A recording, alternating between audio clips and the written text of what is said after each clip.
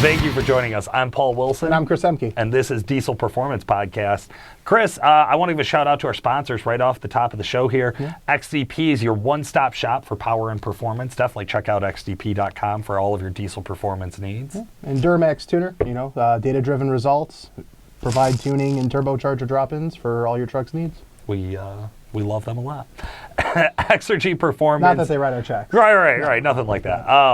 Exergy Performance, engineered fuel system performance leaders. If you're looking for something in the common rail fuel space, fuel system space, they are who the top performers and the big hitters trust. That's who we trust as well.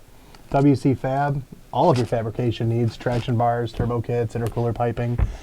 They could be your one-stop shop for all the customization and colorful colorways that you could get on your truck. Absolutely. And of course, Calibrated Power. Also, really, it's tractor tuning season, so I want to make sure we brought up Calibrated Power specifically. We're starting to see farmers get out there and ramp up in the fields. It's crazy. Or starting to get out there and ramp up to get out in the field, and tuning is a big component for that. Tell you what, man, last week or two, weather's gotten a little nicer, and the tractor calls, man, they're getting heavy. Everyone's getting out in the shed, taking a look and thinking, what are they going to do for this year? So make tuning a part of that plan.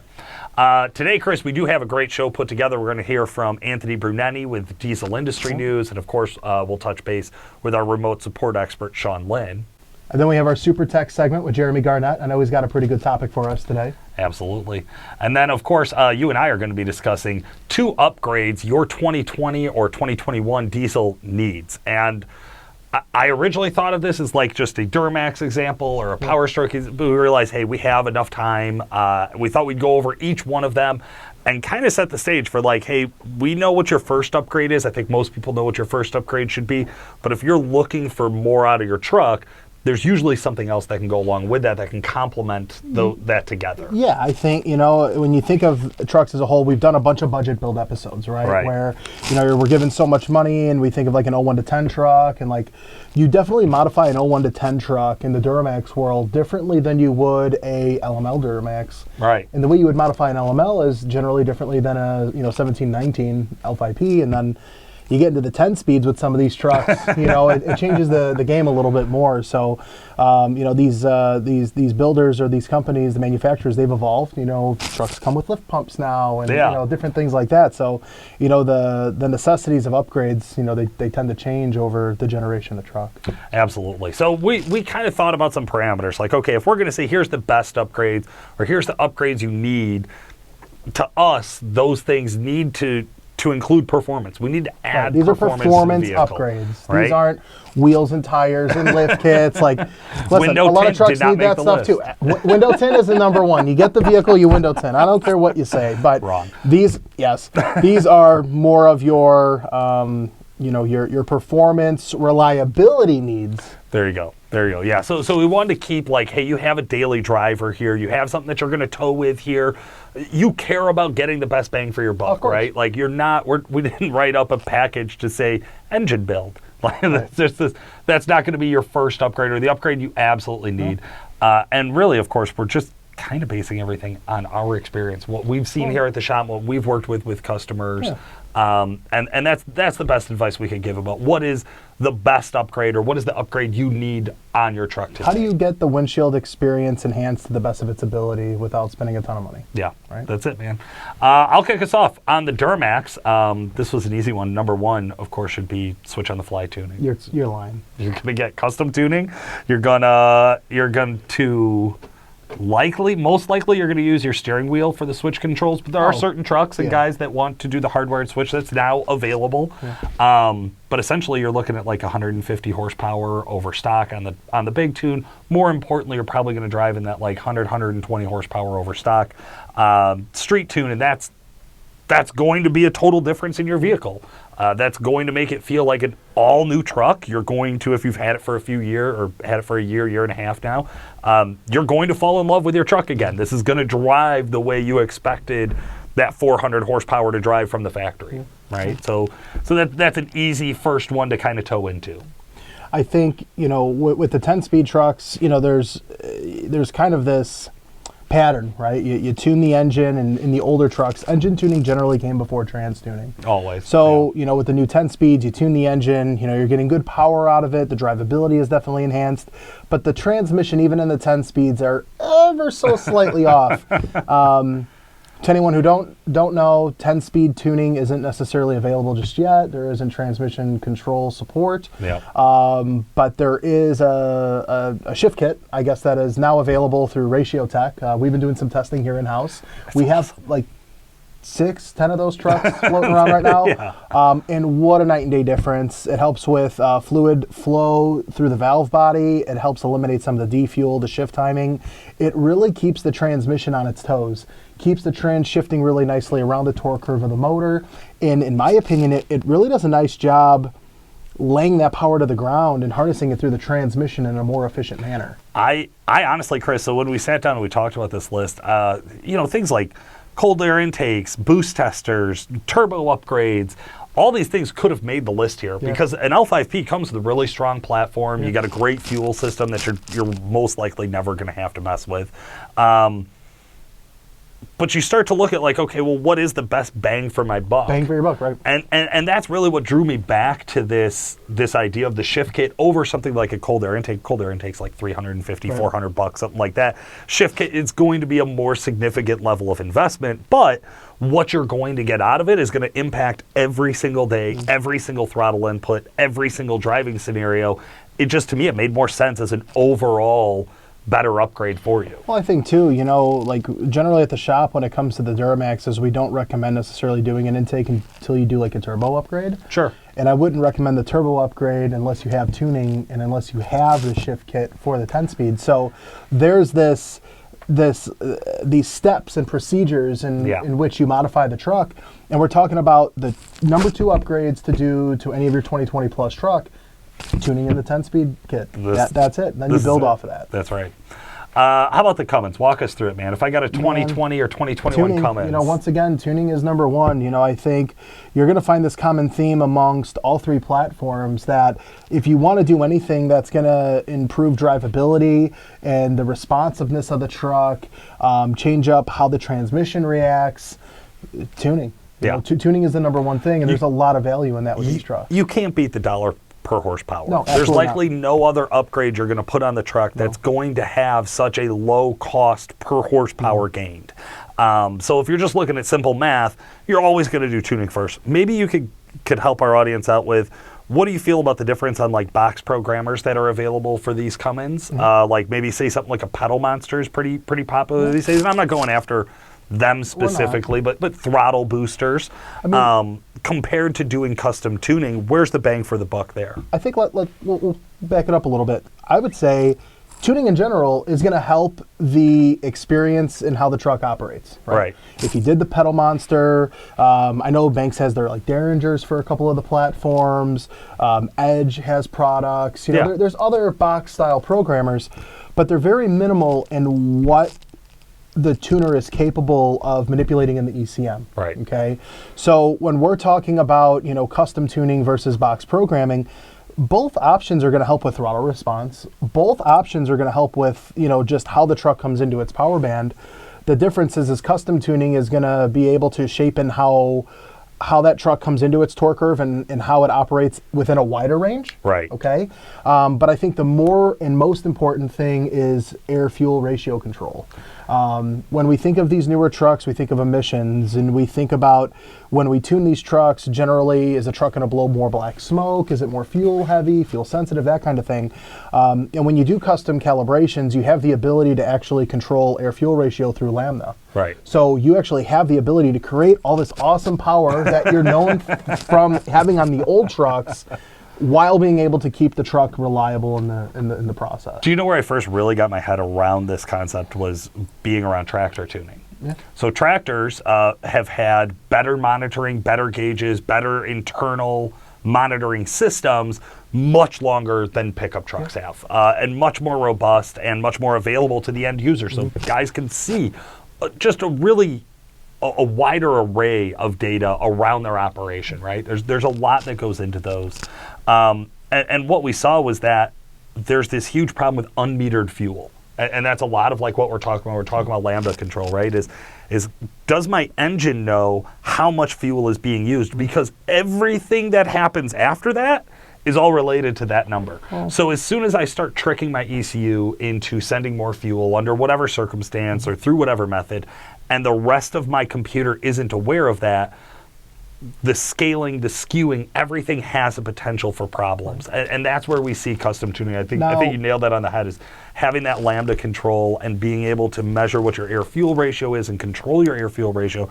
That's going to give you, as the end user, the result of not having your DPF plug up more often than what it did stock. That's going to give you the advantage of not wasting a bunch of fuel to create heat instead of using the horsepower on the ground, things like that. Now we'll go to the pedal monster, right? Or there's other throttle sensitivity boosters that are out there. You put a throttle sensitivity booster, all that's doing is scaling how the throttle responds to the signal to the ECM. So let's say without the throttle sensitivity booster in the mix, you apply the throttle 25%, the ECM is going to see 25%. Right. Now, me just talking about this, it really doesn't have any effect until you think about what the trans sees. Right. So transmissions are going to shift by torque output, RPM, throttle input. So now, if I have a throttle sensitivity booster and I apply that same 25% input on the throttle, well, the ECM will actually see, sometimes 45, 55%. Well, once you get to 50, 60%, that throttle is actually, that position is telling the ECM it's 100. Right. So you get into this perspective of, I'll have guys that they'll call in saying their transmissions are shifting very inconsistently. And that's something that's scary. I mean, any of the guys watching or listening, we're talking about modifying an $80,000 to $100,000 truck these days. Right. And tuning isn't cheap on any of these vehicles either, but the truck cost is very expensive and repairs are very expensive. So would you want to invest money into a truck that you're basically tricking the truck into doing what it needs to? Or would you rather invest money into gaining drivability and power out of the truck, but the truck can knowledgeably know what it's doing? Right. It physically knows it's metering its fuel, it knows its throttle percentage, it knows the temperatures, the heat, the coolant temperature, it knows everything that it's doing, just as it would OEM. That's such a great point about, think about how much engineering and parts have been put into these vehicles over the years to enhance communication across different operations. Not to shut it off and trick it. And to go, and the first thing you do when you tune it is you're like, meh, block that signal. Those are the things that I think you nailed that on the head, right? That's why we definitely, all of our recommendations are going to start with custom tuning. What's the second upgrade I should do if I got a 2020, 2021 Cummins? I'm going to split this up just a hair differently. Okay, please. Because the Cummins, they come with two different transmissions from the factory. Right. Okay. If you're a 68 RFE owner, a valve body upgrade, bar none. We deal with RevMax over at the shop. So good. It's one of those things where if guys are either looking for a little extra power, the valve body is a necessity, or if you're looking for just a good, robust upgrade from where the factory valve body lies, an upgraded valve body is going to help eliminate the potential of fluid transferring, so the fluid crossing over into different pathways where it's not needed, which could cause some trans flaring and things like that. But one of the other things that I think from a reliability perspective, and again, because the 5th gens are so unique, because 19 is a 5th gen, 1920s, and they came with a CP4. So a 1920 truck, I always say, let's do a system saver from Exergy. Okay. Makes sense. That's a no-brainer. It's a good insurance policy for the CP4 pump. Yeah. But other than that, it's the valve body for, the 68 RFE guys. And if you're in a 21 and, like, let's say it's a high output, you have a CP3. The transmission can definitely handle the added power. So for that, maybe you're going to throw an intake. It's not needed, but I was going to say, maybe that's what you're going to do. So I know we had some pushbacks on the 4th gens with the Cummins about running intakes. That without a turbo losing power, is that still? I don't know if I would say lose power. I would definitely say on the dyno we saw very similar power numbers. Okay. Outside of factory turbo, like with my old setup on my 15 where it had compounds, we did before and after tests with different air boxes, and the truck didn't lose any power. Okay. So I always try to tell guys, if you want to hear more of the turbo noises, throw an intake on there. It's awesome, Right, You Sound definitely matters. want to hear the turbo. It's a part of the decision. I would say generally when you do a a turbo upgrade is, generally when I would say, hey, let's throw an intake on there. That way we're not potentially starving the turbo of air in a higher demand type. Yeah, if we're going to peak it out, if you're going to push it to its limits, give it every opportunity you can for it to perform well. I like that. All right, Powerstrokes. I'll dive in here. 2021 Powerstrokes. You're doing a bench flash ECM tune. So the ECM's coming out. It's going to go into the shop. It's going to get bench flashed. And then TCM tuning can actually be done with EasyLink, which is pretty cool. So you're able to, just ship you the hardware for that. We do everything with your phone. That's a no-brainer. That's one of those, again, it's got the bang for the buck. It's the full custom tuning. This is the highest horsepower truck, too. These trucks baseline 440 wheel horsepower from what we've seen on our dyno. Yep. In tune only, they make 590, 595. We're talking another 40 horsepower over the Duramax. We're talking almost 80, 90 horsepower over the Cummins. Again, we've talked. I'm not a Ford guy, but the trucks are freaking impressive. Same. It's so hard to get around. And honestly, I feel like the second mod here is almost again a throwaway. Where on the 2021s we're away from the CP4. Right. On the 2021s. You would reasonably do your engine and trans tuning together on this. It would be a single package, so it's really not two upgrades. You don't need to build the transmission in them. You can do a cold air intake. I think there's going to be pretty mild levels of success on tuning and cold air intake. I think if you're max power, we've seen it on the 17-19 trucks, the intake is good for a couple horsepower. I think it's really how you're driving the truck. It is. If you care about getting every last bit out of it, the performance, that first qualifier we talked about in the beginning, this will have some sort of measurable impact. How much of a measurable impact? I have money burning a hole in my pocket. Right. What can I spend money on? The intake. I bought tuning last month, and now I'm ready for something else. Okay, the intake will work. Gave me the allowance. I already got wheels and tires on it. So. The intake will work there. That's where I say that second upgrade on the Powerstroke is kind of a toss away. If you wanted to do a boost tester kit, if you wanted to do something else that's mild along those lines, preventative, things like that. Now that'll work. I want to just say, me being a listener to this podcast episode and thinking about 1 to 2 things, it's not that impressive. I had an LB7 that had a built trans and an intake horn, and it had a fuel lift pump, and it had a turbo upgrade and tuning. So you spent how much money? I mean, let's just say that type of budget, do it in stages. Let's say 10,000 if you're lucky. You now have 500 horsepower. Right. It has a turbo. Okay, we're in a healthy 600. All right. Okay. Sure. All of these trucks, granted these trucks are heavier, right? The trucks are a little bit more durable, capable of towing different payloads, whatnot. But these trucks are all going to make in that 550 range with 2 simple upgrades. Very easy to return back to stock, by the way, So, it's impressive to see all of these trucks all baseline 400 wheel horsepower plus. Yeah. Right? Torque is impressive to say. They're all not 800 to 1,000, right? Whatever and then you can tune only any of these trucks and be, north of 500 wheel horsepower. They're monsters, and they feel like monsters. They also even because we've driven some of the base model stuff. We just did the video last week with the I Build My Diesel truck. Granted, a little bit higher of a power level, but so refined. It feels like nothing, as opposed to when I'm in a 600 horsepower LB7. I've used the oh shit handle. I had to in the passenger seat while you were driving. I get it. But that's one of those where it is funny to call out, you dump 10 grand, 15 grand into upgrades to get 600 horsepower out of. God, I mean, even an LMM or an LBZ, right? I mean, you'd still be 10, 15 grand. That era of 01 to 10, 01 to 10 in general. So, as we're going through this, it's something that I take a step back and I think, damn, I know what I did modification-wise to make, 550, 600 horse in my 0759 or in my LB7 when I had that. And I know what I deal with customers, and granted, there's certain people are going to do certain things, right? We're talking an $80,000, $90,000 truck. It's a lot of money. It's a lot of money. It feels like a lot of money to us because when we were younger, a brand new truck was probably $55,000. Yeah, no, my dad. I sold an LLY at the dealership in 05 with employee pricing for $55,000 employee price. My father in 01, it was a gasser. It was a 6-liter with 2500 HD. 34,000 out the door. Right. For a brand new, it was last year's model, but it was a brand new truck. Yeah.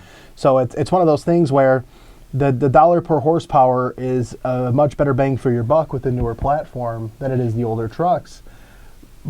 But interesting. You know, but there's more moving parts. It's not as simplistic. And honestly, I find myself as I get a little older, you have these eras of vehicles. Like, I'm an 06, 07 guy. I like those vehicles for whatever that reason is. You resonate with a certain era. I need that third gen Cummins. You know? Or how many Duramax guys talk to us about the cat eyes? Oh, I love them cat eyes. Or bubble nose. Yep. I was never nostalgic about the bubble nose I love front it. end. I don't. A bubble nose over a cat eye any day. Oh, yeah, man. Yeah. It looks goofy. It looks to me like what I remember shitty cars looking like. You're talking to someone who likes first gen Dodges. Right. So that's like all bricks that on needs wheels. to be said. Right. That's all that needs to be said. No, but you're right. There is this kind of push and pull on it about like, well, what am I getting it for? What am I going to get out of it? Right. When you're in a newer truck, we assume that you're going to put on 100,000 miles a year, pretty much at a minimum, right? Because you got the truck to live in the truck, or there's mostly, from what we've seen, mostly commuting and some towing. Yeah. And that makes a lot of sense, right? Like, I want to be able to tow something with ease without ever having to worry about it, and I got a badass truck to tow with. And hey, I still want to do these upgrades because I want it to feel lighter when I drive it every day. I want to get a little bit better fuel mileage. Yeah. I want it to drive like my older truck, but I want the newer amenities. I want the more reliable platform. And you weren't in the position where you wanted to spend gobs of money on an older truck to give it a second life. So yeah. That's the truth of it. Well, I think we wrapped that up pretty well, Chris. Guys, thank you so much for joining us today. Stick around. We got more Diesel Performance Podcasts coming at you in just a moment.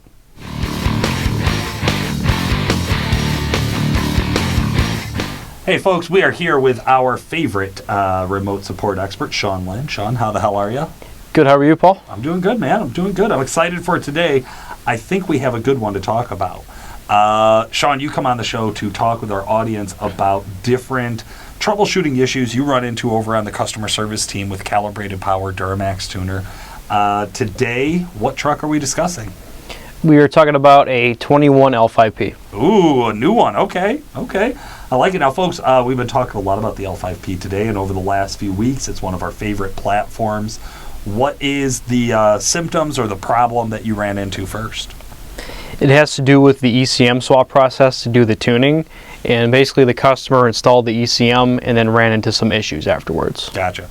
So for an L5P, if for some reason you don't know, your ECM is locked. You can't flash it through the OBD2 port. You have to get an unlocked ECM and then be able to flash it that way. So with that, you actually are getting what looks like to you as the end user is a new ECM. You pull the old one out, you put the new one in. It sounds simple enough. What went wrong? So I was able to walk the customer through the process because he wasn't super familiar with doing this. Nobody is the first time around, right? Yeah. So we got everything installed on the truck and VIN number programmed, everything. And he went to go and start it, and the truck wouldn't start. It would crank for 2 seconds, and then it would stop. And I'm trying to think about, what the possibilities could be, because we just flashed the tunes, copied the VIN number and all that stuff. And so I asked him to basically check the ECM connections to see if, one of them wasn't fully seated, which does happen from time to time. And what we came to realize is that one of the connectors, I guess the guy pushed too hard or something, and he actually broke off all of the tabs on the ECM itself, on the modified ECM. Oh, no. And because of that, the large connector wouldn't seat fully on there, meaning that the truck can't communicate because the connector is not pushed down all the way. So there's like a cam lock, and there's pins that line up to these little holes. And as you press down the cam lock and you go to actually hit the lock, that'll seat everything so that all of the wires make connections and everything can communicate correctly. This was unable to do that. That's not an easy solution. That's something where you got to tell somebody, hey, your truck's basically a paperweight right now. What did you end up doing for him? So had a chat with our guy Jamie here and Tim, the guy that does all the tuning on these, and we came up with a solution. Basically, the guy needed another ECM. Okay. Because we can't use the one with the broken tabs because it has no way to seat. And we got the new one out to him, and after flashing everything in the truck, we didn't have any issues. The only thing that was still an issue from before was he actually had some broken tabs in his ECM connector. It made it so that the large connector could not fully seat still. Oh no. So after, playing with a pick a little bit, and getting those tabs out, he was able to make it seat properly so the truck communicated and ran as it should. Nice. And now he's happy and down the road. Yeah, we were on the phone for like 2.5 hours yesterday, so it was pretty fun. Not all the calls are short and easy. Some of them take some of that dedication to get through, right? Yeah, it's something that we don't see very often here, but I guess the moral of the story is take your time with those ECM connectors because they can be tricky and you should never have to force them. Absolutely. Good call. All right. Well, thank you so much for joining us, folks. We are still going to hear from our favorite super tech, Jeremy Garnett, in just a moment.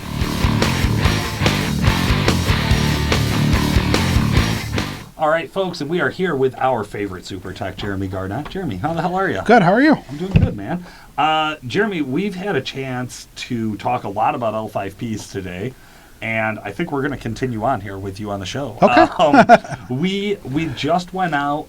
You and I talked about the shift kit install on that 10-speed Allison for that 21 L5P from I Build My Diesel. Then Chris and I went out and we did a ride-along in the truck, and it drove phenomenal. Right. Cannot get over how great it was. I talked a little bit today with our remote support expert, Sean Lynn, about troubleshooting an L5P ECM install, but I thought we'd go back to the I Build My Diesel truck because there was a really cool component that you got to work on the other day. Yeah. So I got to install a aftermarket DEF system. So as in a GDP product. Yep. When it pretty cool actually, you know, it's like trying to say what I want to say, it's hard, but yeah. It is. It's an aftermarket DPF. Yeah. It's from GDP. I don't know that it's publicly for sale right now, but Right. their name is on it, and I have tons of pictures of it. So Yeah. we're going to say it. Now, a normal DPF is your diesel particulate filter, of Right. course. It fills up with soot or excessive carbon that comes out of the exhaust. Then it goes through a regen frequency or a regen cycle where it gets superheated and burns all of that carbon or that soot off. Right. And all that particulate matter is reduced to ash, and then that is supposed to blow out. Now, Right. DPFs fail just over a certain amount of time. Whether Oh, yeah. it's 100,000 or 400,000 miles, we don't know. Right. But they will eventually fail, as all parts will on your truck. This one, though, had an opportunity where we looked at Right. a brand new DPF straight from GM, like Yeah. the whole exhaust, everything. It comes as one giant component, right? Yeah, from all the way from the cat all the way to the tailpipe. I'm in the end, so It looks straightforward enough. And then a couple of boxes showed up with the GDP DPF in it, and it's Right. a very different setup. yeah, very. Can you Very small. describe it a little bit? So the GDP product came as a 3-piece kit. So it came with two actually filters, so 2 matters, and then 2 cones on each end. So you actually cut the one out as a complete unit, and then you install this one in 3 separate pieces. Yeah. 4 separate pieces. 4 separate pieces, right. Yeah. But it was so slick. So the DPF is a completely closed filter, Yep. right? So it's all welded into the exhaust. It's all one single piece. And seeing you go in there and cut it and drop it down is like, man, it feels like we don't do this. Right. No, we don't. So This isn't how we handle DPF issues. Right. But watching the new one go in was really interesting about like the thought of like, well, if they sold it to you as just also a closed loop system, Right. you could potentially have problems. Whereas with this, you actually have like the cone goes on, and then you put the 2 filters kind of in Yep. between them, Right. and pull them down with V-band clamps, and you pretty much hook up your pressure sensors and yeah, EGT and a pressure sensor. EGT and a pressure, and that's it. And then the nice part is too is like something happens, like in this case, like we want to know. Yeah. Like I could take half of it apart. Right. I could take the one half off. I could take the other half off, and I could look at both sides of each side of the DPF. Which so makes it serviceable. So it Yeah. means that no longer am I depending on, hey, after 1,000,000 miles, all of the soot or all of the ash from the Right. burnt off soot is going to pile up in your DPF and force it to fail. Well, now this is a situation where, hey, I could pop my filters out and see Right. my filters. I could bake my filters. I could get new filters, whatever. I have some options about how to service Right. this beyond just a complete replacement. yeah, and then also I've been driving the truck the past couple days trying to calculate mileage. So we had the factory DPF. Right. Okay, seeing this is how long it takes from regen in this. So I want to know how long it's going to take to regen in this. If it's going to be shorter, longer, or and then what my soot count is. Right. So that's what we're in the middle of now. What is the early indicators with this? Are we going to be trapping as much soot as stock? Are we going to be going through regens as frequent as stock? So far, I'm a little bit shorter, but it's the truck's just learning too. Right. So I mean, I put it in. Yeah. First test drive, it was at 50. It automatically went into a regen. Okay. So, and then I put another 100 miles on it, and then it went into a regen as well. But it's learning. Okay. So I'm resetting that. So within the next 200 miles, I'll know what the truck's actually going to do. Gotcha. Yeah, it's interesting to look at these ones. The DPF on an L5P is smaller than what we've seen. Oh my God, yeah, it's like half the size. Yeah. It seems like, it's not a measurement, but it looks like about half the size. This install too, there were a couple of challenges that went along with it. So what were a few of the things that took a little bit longer than expected when doing this install? Well, being the first time. So the first time, no instructions. So it's like, okay, how does it go? Two people, like obviously you're doing a little bit of video. It's like, okay, trying to hold the gasket, the clamp, and then the pieces together. So that's probably one of the hardest parts about it. And then making sure that the cones on each end are straight before you weld it together. Right. Yeah, so there is a bit of welding involved, right? So you're going to weld the cones onto the exhaust underneath the truck. So you get the truck up in the air to do this. Yes. I doubt you're going to... I'm sure somebody out there is going to be winging it in the driveway, but it's going to suck. Right. That way. I'm sure it's possible, but you don't want to if you don't have to. What would you say comparison-wise, like to just doing the standard OE DPF replacement compared to doing this? Do you think, like, with an experienced mechanic who's done a handful of both, which one do you think will be quicker? I'd say the same time. About the same time. I mean, especially an experienced person. Right. I mean, someone could be like, okay, the same time. Like I spoke to you off camera. Yeah. It's, now, the GDP, you have to take out 2 sensors. The pressure sensor, the EGT. Okay. Doing the whole thing, you have to take out 5 sensors. And then you have to replace a gasket, hardware, stuff like that. Anytime we have to take sensors out of exhaust, which has been super and cooled over tens of thousands of miles, you're likely to lose at least a couple of sensors. Right, exactly. So, I mean, any experienced or non-experienced guy that's replaced a sensor knows how sometimes they don't come out. Yeah. So, they suck. I would say time-wise about the same. I actually enjoyed the portion of it, especially being my first time. I enjoyed doing it. Yeah, so it looked like a pretty reasonable job. Yeah. I think you're right. I think having a second set of hands for a few of those steps makes a lot of sense. I'm sure, again, there will be guys out there who rig something up to do it alone. That's great. The easiest way to do it is to have a second guy. Yeah, especially with a few of the steps. Yeah, right. Only a few. I mean, especially the 2 center pieces put in together, trying to get the gasket lined in the V-band clamp. Yeah. I mean, they made it a little bit smarter with the second piece. They put little tabs on it where it holds the gasket in place. Right. But then now you got to line the cones up, and it definitely a second set of hands for a couple of steps. I like it. But awesome, man. We're excited, guys. As we get more data on this product, we're of course going to be giving you more feedback on that, and we'll see if we can get somebody on from the company to interview and tell us more about what our options are for aftermarket DPFs. I think it's a wildly interesting topic, and it's certainly going to be a component to the kind of the future of some of the diesel performance that we work. Yeah, I'm excited. So I think this will be cool. Thank you so much for joining us today, Jeremy. No problem. Have a good day. Listeners, stick around. We'll have a little bit more Diesel Performance podcast coming at you from Anthony and Chris talking about some diesel industry news.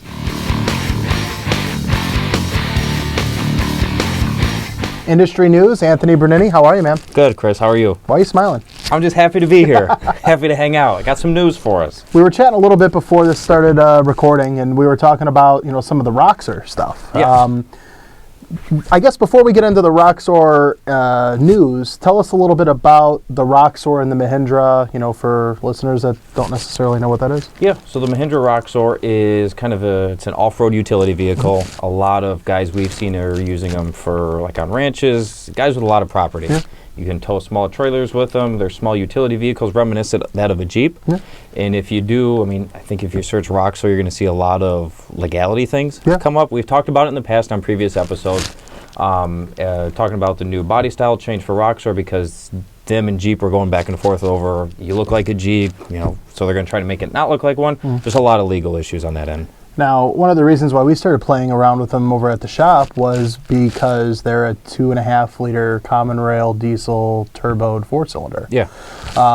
And one of the things that I thought were unique is we were chatting about the Kentucky Farm Show, okay, that they have in Louisville. And it's unique because the Roxor, when it was first released here in 18, they were hitting more of like that side-by-side market. Now they're getting into the farm show space. Yeah. So, I mean, it's no secret, like you look at Mahindra as a company, they do a lot with tractors. They do. That's what they're known for in India. Exactly. Yeah. So now that they came out with kind of this side-by-side utility vehicle, branches out into both. I feel like they're hitting both sides of the market. Yeah, smart. So, I mean, you know, Can-Am, I feel like, has definitely ran and been the leader in those, and Mahindra kind of got their foot in the door. So being able to see you go from one end, you know, talk about farm equipment to, you know, side-by-side, something with start with the 5-speed manual trans or up to automatic transmissions now. And then we got into the market space with tuning, turbochargers, a lot of different stuff. Things like that. A lot of stuff in the past. So it's nice to see them at this kind of show, not only showing their farm equipment, but what else they do in the market space as well. I think like the Mahindra, the Roxor, it does a really nice job as a crossover because a lot of guys that we work with are guys that, you know, they're ranchers, they have big properties, they need something to get around the property with, and they're pretty affordable. They're really good fuel mileage, and they're pretty simple as far as, you know, working on them, and there's not a lot of like added gadgets and things like that. What were some of the things at the Farm Show 2022 that Mahindra brought? So, I mean, they had a couple tractors there. They had smaller units. I mean, they had a pretty sizable booth. And I've seen a couple, to the show as a whole for a second, I've seen a lot of videos, because it was last week. It was down in Louisville, Kentucky. One channel was Brian's Farming Videos. He did a big walk around, and right at the beginning of his video, he was at the Mahindra booth. Oh, cool. So on Mahindra Roxor Off-Road Facebook page, they have two Roxors there, one kind of like a base model, real bare bones, similar to like what we had in the past. And they have one with what we talked about before, the full cab enclosures. So talking about, you know, adding heat into these, the full cab, the windshield, doors, everything like that. And then they sponsor, you know, a NASCAR, so they had that in the booth as well. Oh, so they like to go fast. Yeah, exactly. There you go. And it was nice to see them at the show. I mean, the National Farm Machinery Show down in Louisville as a whole was massive. Just the pictures and videos I've seen reminds me of when we went to PRI.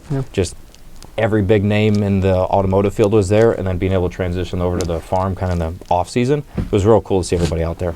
That's exciting. I know that there was a little bit of a delay with Roxor with the legality stuff with Chrysler. So it's going to be interesting to see, you know, what that looks like as they are starting to, you know, sell them again in the year of 2022.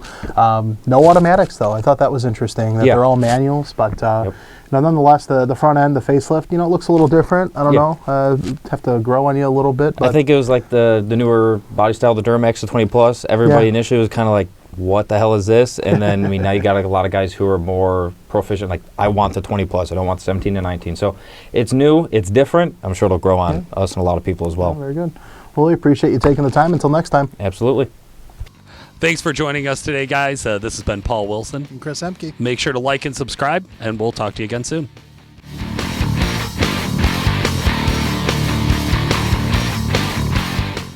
I'm Rick James, bitch.